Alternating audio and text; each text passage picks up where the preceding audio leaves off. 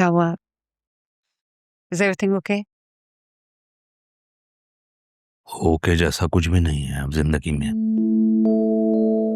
तुम्हारे बेटे ने सब खत्म कर दिया है। वो ही जोड़ने की कोशिश करने गया था मैं। क्या मतलब? कहाँ गए थे आप? आलिया के घर। क्यों?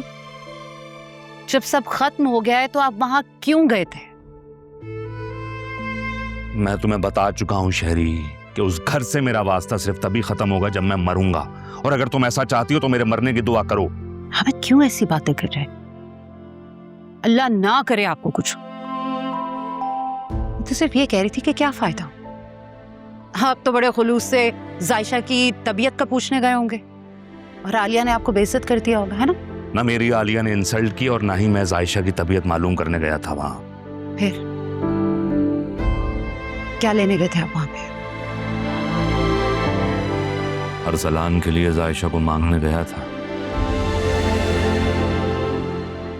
आलिया ने इनकार कर दिया एक दफा फिर।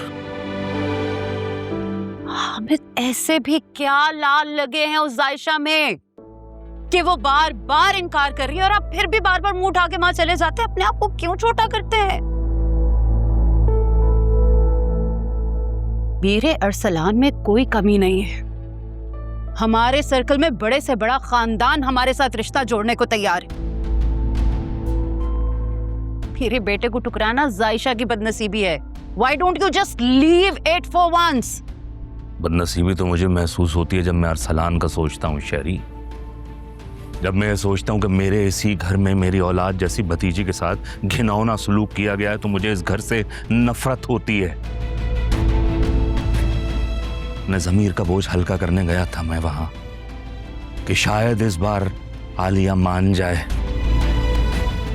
मुझे समझ में आ गया है कि मैं कुछ भी कर लूं, आलिया अरसलान और जायशा की शादी नहीं करेगी। हामिद, जब आपको समझ आ ही गया है कि आलिया आपसे कोई ताल्लुक नहीं रखना चाहती तो फिर बार बार आप वहां जाते क्यों हैं? अब आलिया तो क्या, मैं ये रिश्ता नहीं होने दूंगी, कुछ भी कर ले आप।